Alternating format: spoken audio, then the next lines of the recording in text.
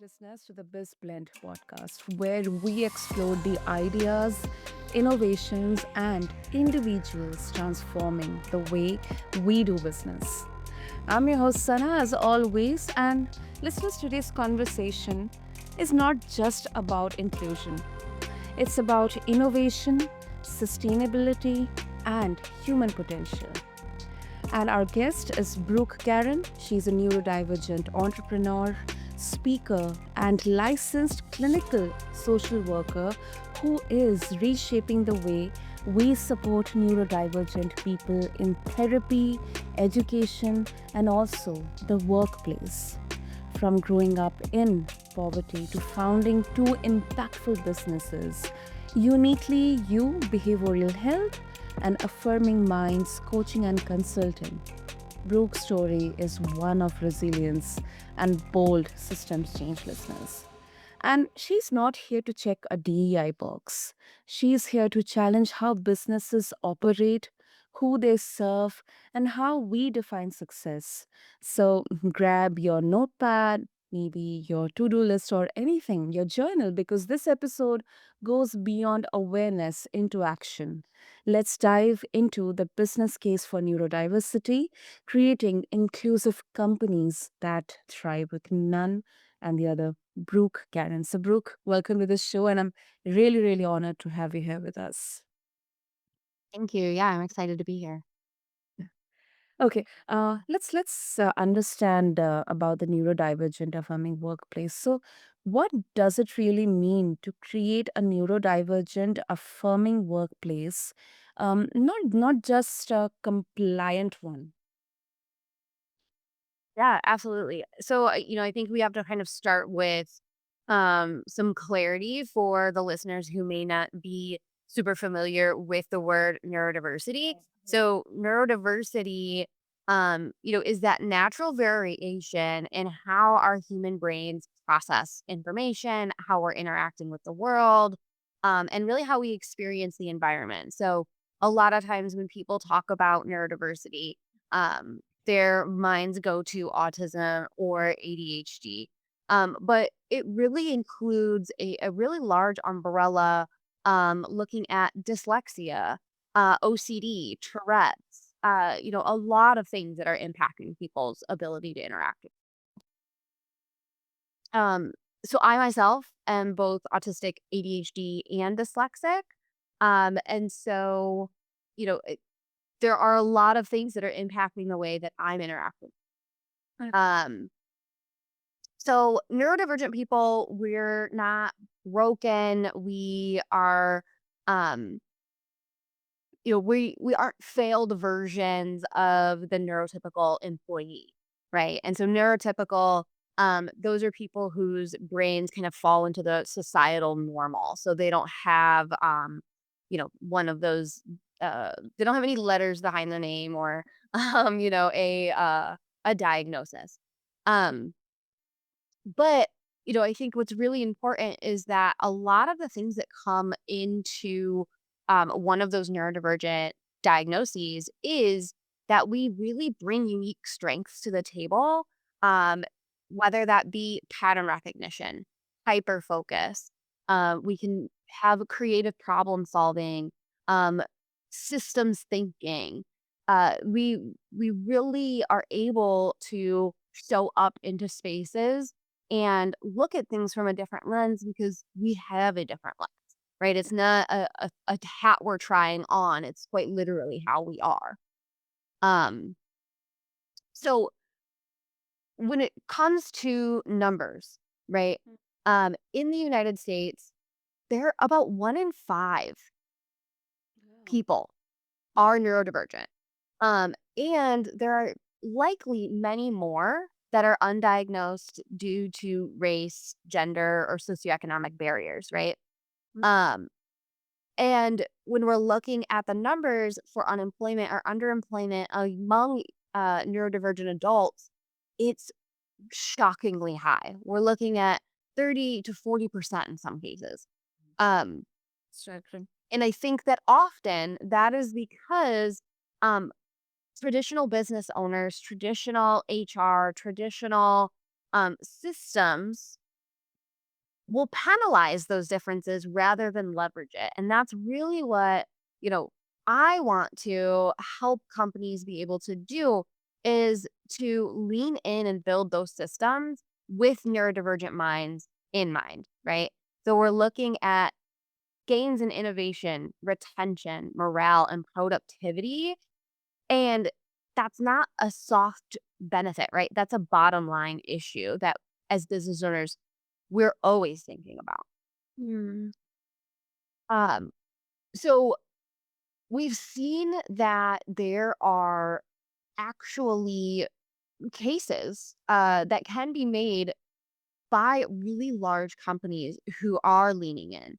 Um, so JP Morgan Chase's Autism at Work program Mhm. saw a 48% productivity boost um, and increased quality metrics when they hired autistic analysts, right?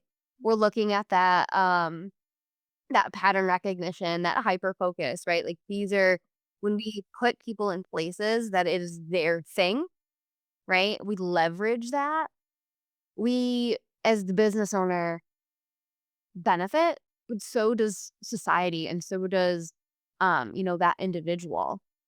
Um, we see um as a the owner of Affirming Minds Coaching and Consulting, when I'm working with, even smaller ones, like smaller companies, we're seeing improvement in our workflows, stronger team dynamics, better client satisfaction because we're putting the right people in the right seats and giving them the things that they need. Um, Often, right, our companies are gonna be like, "Well, um, how do we do that? What does that look like? Is that going to be expensive?" And really, no. We're talking about alternative forms of communication. Mhm. We are looking at focused outcomes, right? Those KPIs, um, that are actually written, that are actually followed.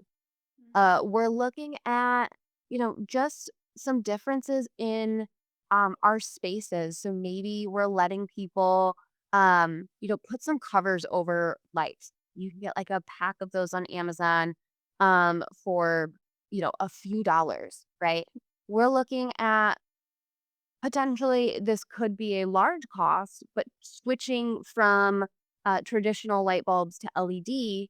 But then we're also looking at leveraging what are some of those, uh, you know, grants or tax rebates that we can get for switching to, um, an eco-friendly uh, version. Mm. Yeah, right. Understood. Um, yeah, yeah, and I really think that it's important that we identify that really there's an even bigger financial cost Mhm. of inaccessibility, right? So, kind of looking at what are the costs of ignoring neurodiversity, right? We might lose talent.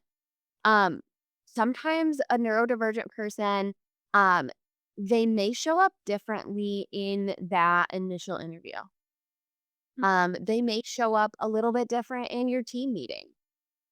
And that is not a reason to not bring them onto the team or, push them out, Not right? at We have to look at, okay, what are some of our expectations in this interview that might um, make it difficult for a neurodivergent person to engage with me, right? To really show their talent.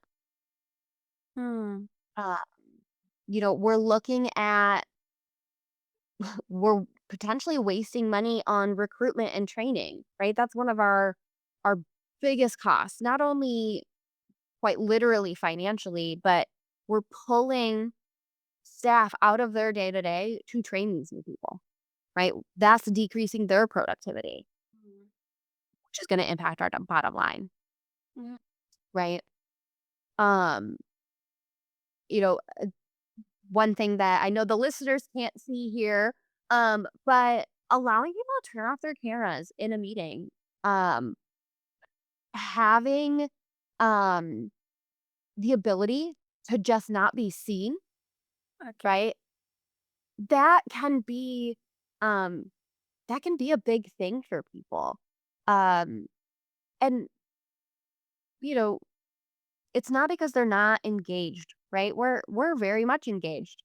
Um, but We're just sometimes exactly, yeah. Yeah, without we're being just very conscious or feel mhm, that consciousness that, everybody is looking. mhm, exactly. Yeah. And uh, you mentioned, Brooke, that you are navigating ADHD and autism, but you have also built two successful businesses. So how did your Mhm, neurodivergence shape your leadership style? And then what did you have to unlearn from traditional business norms? mm, Like very well mhm. mentioned about the gaps and the staggering percentage of unemployment, especially in the states. So what's your thought on this? Yeah, absolutely.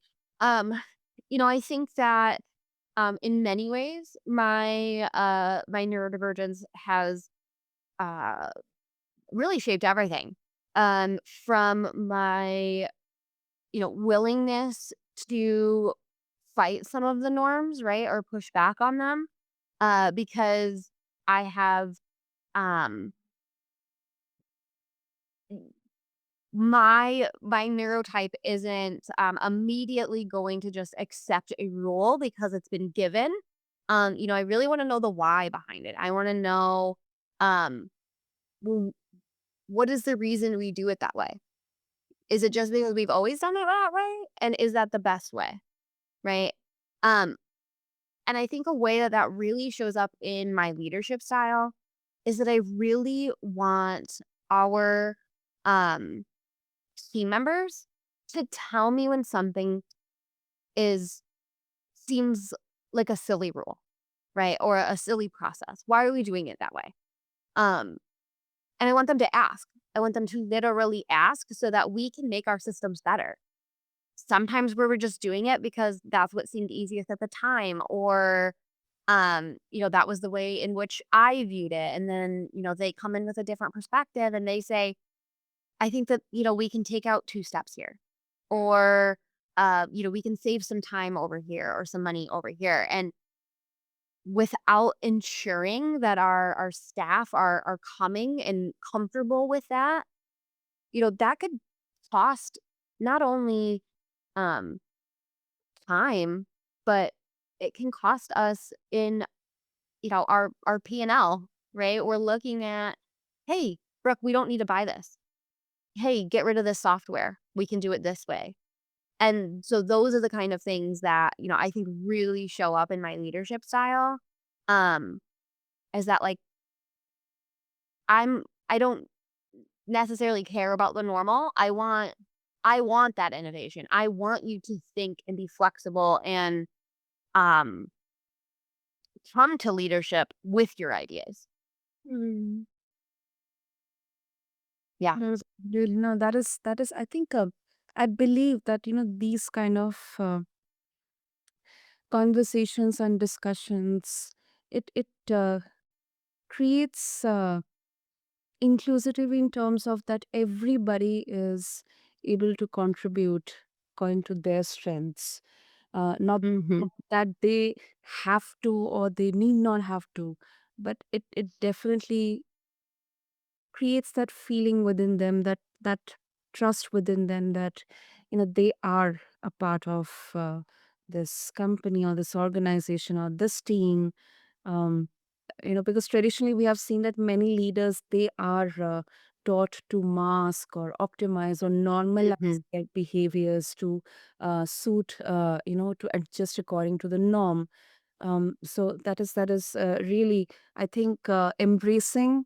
rather than masking is definitely a growth strategy, and it definitely brings up innovation because, as you very rightfully mentioned about fear of the situations in there, like whether this tool is okay to not to use, or whether we can um, work on the PNL, or we can uh, go a bit creative in ways to innovate or solve a problem or look at a problem from a different perspective. So that's Yeah.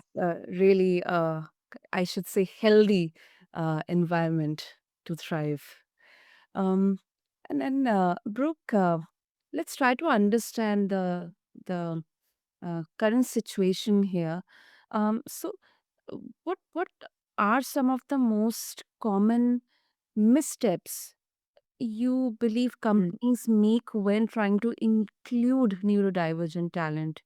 And how do these efforts sometimes cause more harm than help? Yes, absolutely. Great question. I think,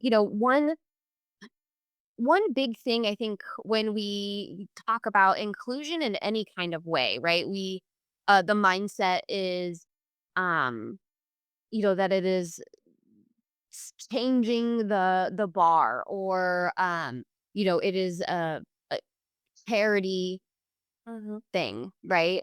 But I think really thinking about it as not charity but strategy, right?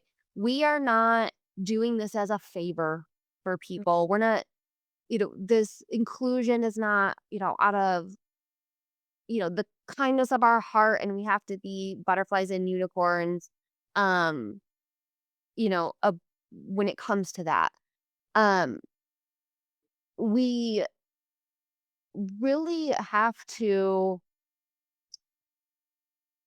I think when companies kind of come in with that, and they look at um this initiative that they may have set in place around um oh, we're going to start making sure that we're bringing on neurodivergent people, and they almost kind of like tokenism, right? When that starts to occur, that's not that's not going to get you the benefit that you are looking for. That's not benefiting that person. That's not benefiting the community, right? We are just tokenizing this person and trying to say like, "Oh, look how good we did." Right? Um, we really have to think about neurodivergent minds not as a liability to be managed, but really as, kind of assets to be optimized, right? If we're looking at all people, right, as how can I support this person in their position, they're then going to support my mission, Mm. right?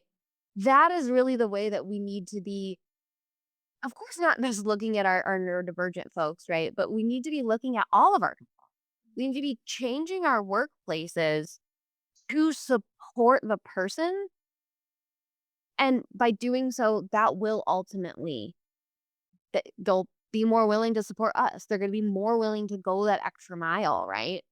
Um, I really think that those are the kind of things that when companies forget that people are people and they need to be supported, and what can we do to help them best perform, regardless of neurotype, regardless of gender or race or any of those things. If when we're looking at them as a person, as an individual, and we're saying, how can I help them grow?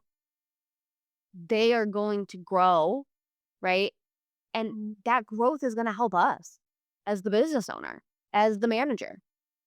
And so those are really the things that I think um, when we come at them from a those are the biggest mistakes that companies make when attempting to do something for inclusion, is not doing it as a true um uplifting of their people, but more as a kind of, hey, give me my pat on my back.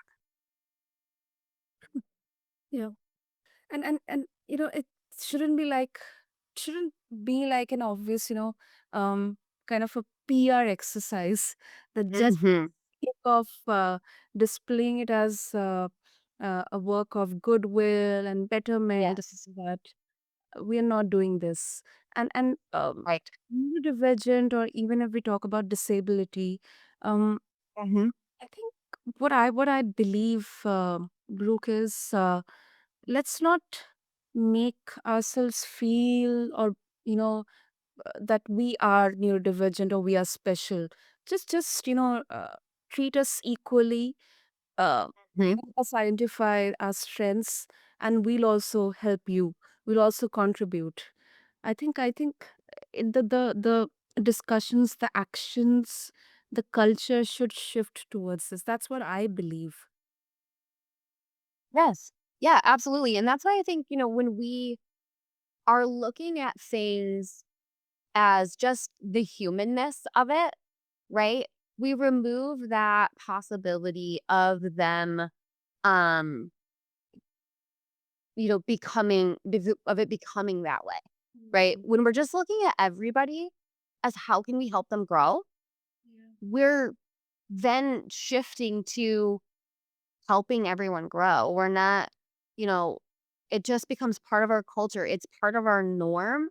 And so if somebody comes to us and says, "Hey, you know, insert thing that I need support around," Mhm. we're not blinking an eye. We're saying, "Oh yeah, we've done that." Or, "Oh, maybe we haven't encountered that yet, but because our culture is flexibility, because our culture is supporting our people, Mhm. we are able to be flexible in supporting them." It's not a, "Oh man, uh, Jen needs this thing and now we're changing all of our stuff." It's actually just normal, right? No one's even gonna notice. No one knows that it was for Jen because we're so used to these kind of changes, these kind of tweaks, right? We're not changing entire systems, of course, right? We're not asking people because someone doesn't do well with your CRM that we're changing that, right? That's not at all, right?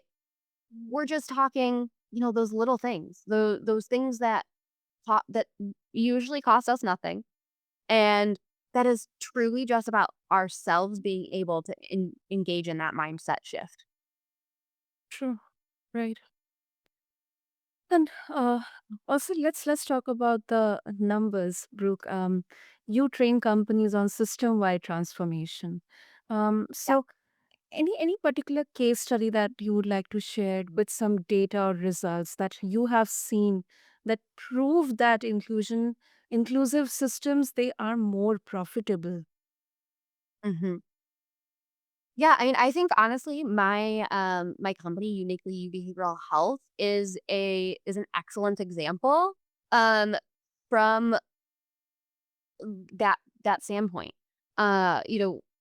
In this current workforce, the average length of time that a person is staying with a company is 2 years.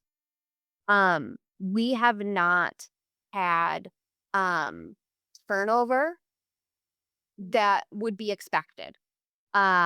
Last year we theoretically should have had like a mass exodus based on the data. Um, but we don't. We have very happy staff. We have staff who, are wanting to grow with the company. They're fully bought into our mission and vision because they know at the end of the day that leadership has their back. That Mm.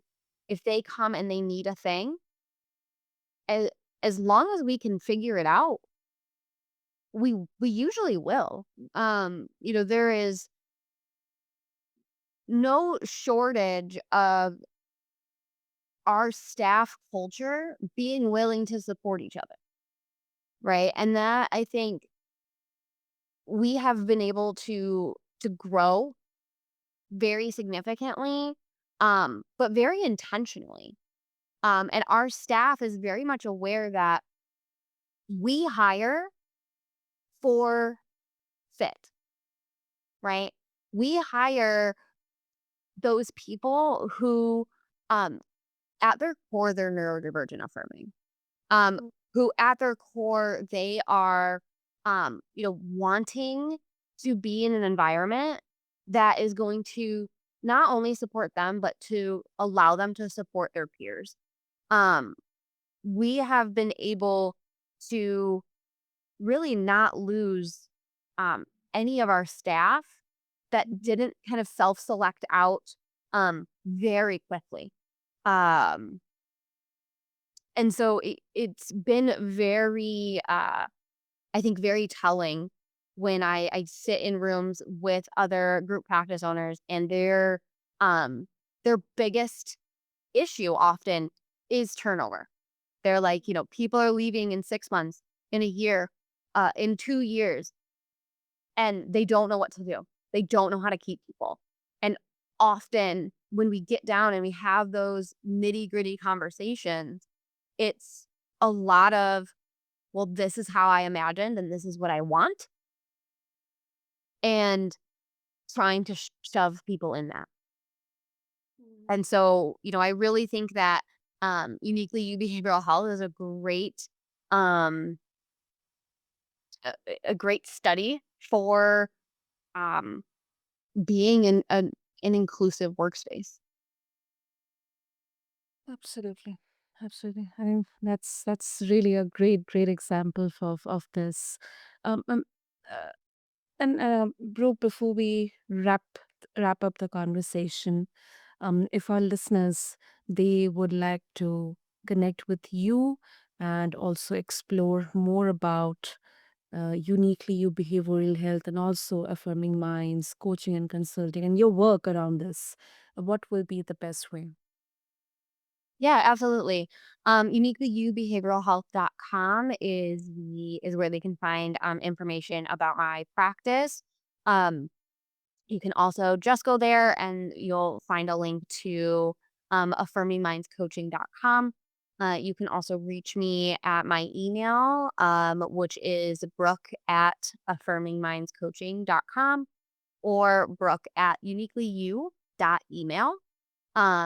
So either of those, they, would be able to reach out to me, whether that is looking at helping their organization become affirming, accessible in a strategic manner, or they're looking, just for more information on neurodivergence and potentially connecting with someone in a therapeutic sense.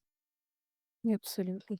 I'll make sure to have all the links in the show notes. And Brooke, thank you. Thank you so much for bringing such a depth, clarity, courage with your simple way of explanation. I really loved that. And of course, your lived experience, then your entrepreneurial journey, your clinical wisdom. I think they all give us a powerful lens to rethink business, not just as a machine of profit or numbers, Yeah. but also as a platform for belonging and brilliance. So, thank you so much. Yes, thank you. And to all the listeners, if you are leading a team, building a business, or you are simply navigating your own identity, I would love to share that inclusion is not charity, it is a strategy, as Brooke helped us understand during this conversation. And if you loved this episode, share it forward, leave us a review, and also connect with Brooke and explore more about her work. Just refer to the show notes along with this episode. Until then, this is Blend. Stay curious, stay kind, and keep building better. Thank you.